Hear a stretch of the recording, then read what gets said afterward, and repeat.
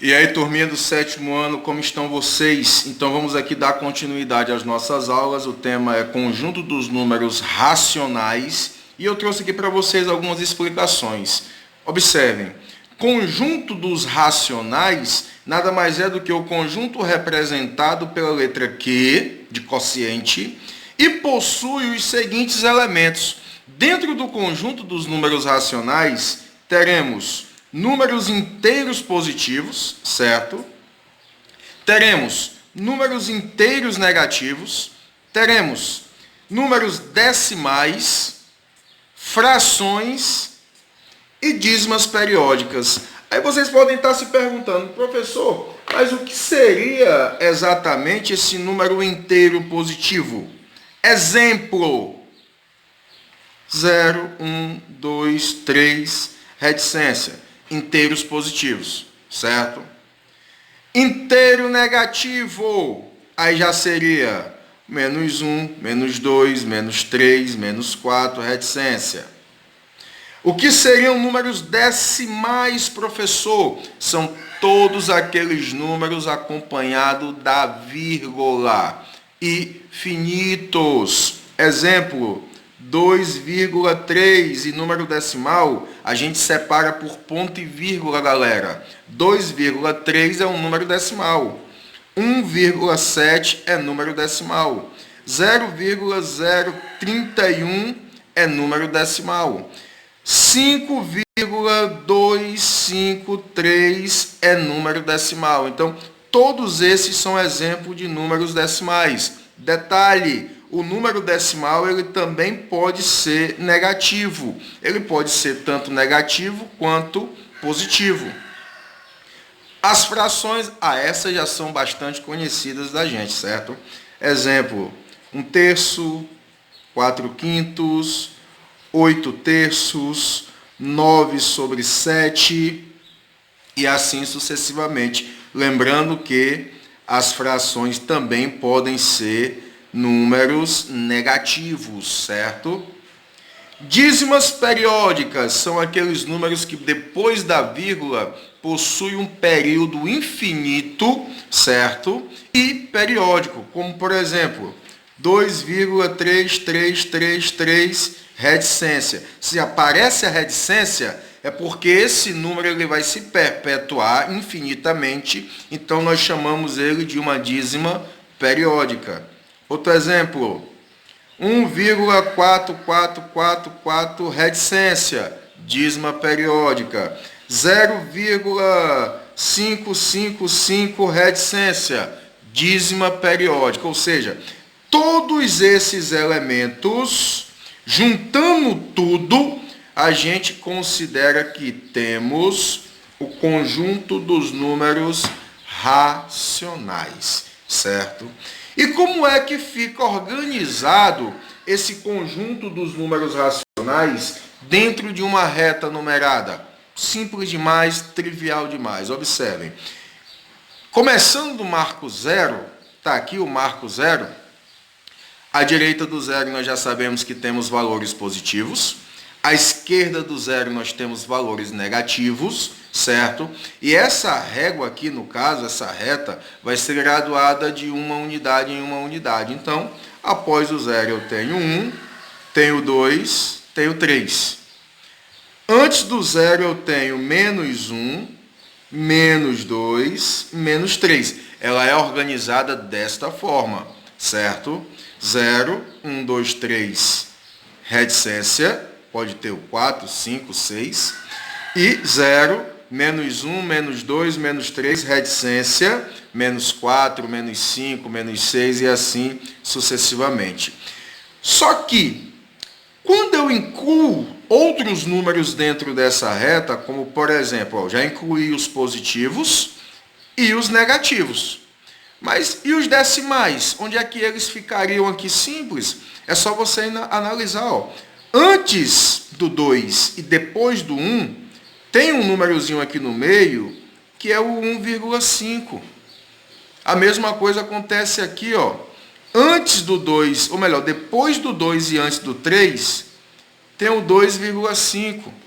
Um pouquinho à frente do 2,5 tem o 2,6. Um pouquinho mais distante aqui, nós temos o 2,9. Todos esses são números decimais, ou seja, os números decimais eles se encontram localizados entre os números inteiros, seja positivo ou entre o 0 e o menos 1. Tem número decimal? Tem. Tem o 0,5, só que como está à esquerda, é menos 0,5. Até chegar bem próximo dele, e aqui nós temos quem? Menos 0,9. Aí menos 1. Aí aqui, exemplo, menos 1,5. E a gente vai graduando esses números de acordo com o posicionamento dos que nós já temos, ok? Mas, professor, e se for uma fração, professor? Aonde eu coloco esta fração? Primeiramente, você tem que entender uma coisa. Toda fração, ela pode e deve ser representada na forma de um número decimal. Exemplo, eu tenho uma fração 1/4. O que é a fração 1/4? É 1 dividido em 4 partes. Imaginem R$1 dividido para 4 pessoas. Dá 20, se falou em dinheiro, vocês ficam fera, hein? R$1 dividido para 4 pessoas dá 25 centavos para cada. E 25 centavos é o quê? 25 centésimos. Então tá aqui, ó. 1/4, que é a fração, pode ser representado por um número decimal que é 0,25. Então, 0,25 vai ficar onde? Vai ficar entre o 0 e o 1. Aqui, ó. Se aqui é 0,5 ou 0,50, 0,25 seria aqui, ó, 0,25. Entre o 0 e o 1, ou entre o 0 e o 0,50, ok? Mas, professor, e se fosse 1/2? 1/2 é R$1 dividido para 2 pessoas. Dá 0,50, que é a mesma coisa que 0,5. Onde é que ele está localizado? Ó, aqui, ó, entre o 0 e o 1. Tranquilo? Belezinha?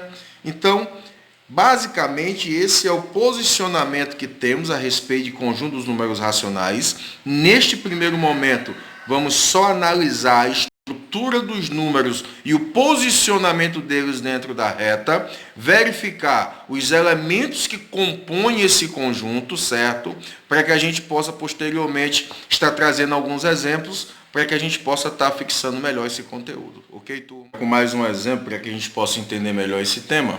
A representação de uma abscissa na reta. Pô, o que é a abscissa? É esse número que é colocado na reta. Esse número é chamado de abscissa, que é um número colocado em qualquer eixo numerado na forma horizontal, certo?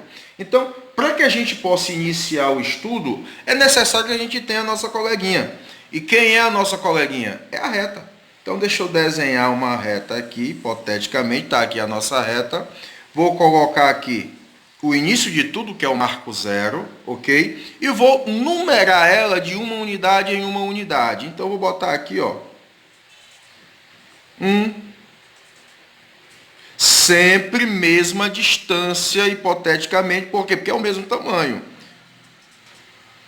3, 4, a mesma coisa para cá, só que para cá é negativo, menos 1, menos 2, menos 3, menos 4, ok? Feito isso, agora eu vou começar a incluir os números que ele está me pedindo. Olha o primeiro número que ele me pediu. Ponto A de abscissa 0,9 positivo. 0,9 vai ser o quê? 0,9 é quase 1. Então ele está aqui, ó, bem próximo do 1. Então é nesse ponto aqui que vai ficar o 0,9, ou seja, é aqui nesta posição que vai ficar o ponto A, ok? 0,9 é quase chegando no 1, então ele fica aqui nesta posição na nossa reta numerada. Mas e O B de abscissa 7 sobre 3. Primeiramente, 7 sobre 3 é uma fração, como eu já tinha dito a vocês. Por ser uma fração, eu tenho que descobrir qual é o posicionamento dela em decimal. Então eu pego e faço isso, ó, uma divisão. 7 dividido para 3 vai dar 2. 2 vezes 3 é 6. 6 para 7, 1. Vírgula, acrescento um zero. 10 dividido para 3 é 3. Não é 4, porque 4 vezes 3 é 12, já passou. 3 vezes 3, 9. Para 10, 1. E percebe-se aqui, ó, que eu vou ter uma dica, ó, 1. Beleza, então, boto 0, 3. Vai dar 1. Boto 0, 3. Ou seja, esse número ele vai ficar se repetindo infinitamente. Então, o que é esse 7/3? É uma fração que foi originada de uma dízima periódica. E qual foi a dízima periódica? 2,33333 e reticência. Aonde vai estar localizado esse número 2,333? Depois do 2, antes do 3. Como é 2,3, ele está mais próximo do 2 do que do 3. Então, o ponto B fica aqui, que é a representação do 2,333 reticência. Certo? Ponto A, ponto B. E o outro, ele quer saber a abscissa de C sendo menos 1,4. Já deu na forma decimal, já facilitou a nossa vida. Então, se é negativo, é a esquerda de 0. Menos 1,4 passou do 1 e está quase chegando no 2. Então ele está mais ou menos aqui, ó. Não chega nem a ser na metade, porque para ser no meio, na meioca, tem que ser menos 1,5. 1,4 está quase no meio, mas não está no meio. Então aqui eu tenho a minha abscissa C, que é a representação de menos 1,4. Então, representar uma abscissa na reta é simples, de já bons estudos. Qualquer dúvida, chama no privado. Se tiver alguma dúvida, por favor, não guarde dúvida para você. Nos procure, ok? Bons estudos e até a próxima.